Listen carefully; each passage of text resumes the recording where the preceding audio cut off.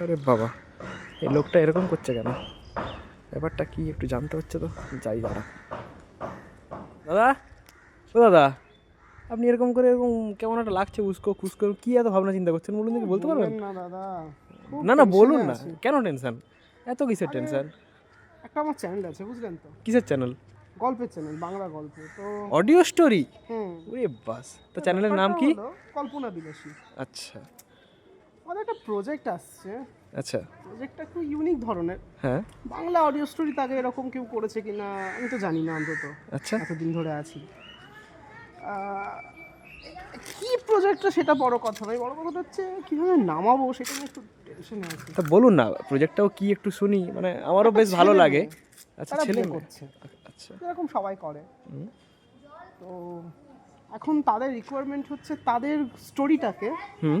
আমাকে দর্শকের কাছে বা শ্রোতার কাছে শোনাতে হবে। আচ্ছা। সেটা নিয়ে একটু টেনশনে আছি যে কিভাবে কবে আনতে পারবো, কিভাবে লিখবো জিনিসটা। তা জিনিসটা বেশ ইন্টারেস্টিং লাগছে, তো আর একটু যদি জিনিসটা তো ইন্টারেস্টিং, কিন্তু হ্যাঁ, তা চ্যানেল আছে, সাবস্ক্রাইবার আছে আদৌ, মানে নেই? কিছু নেই দাদা।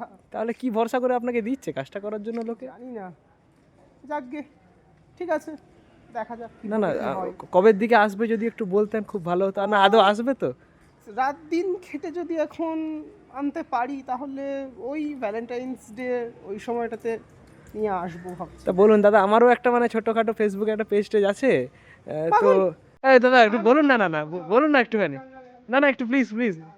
হ্যাঁ, এরকম করেন না।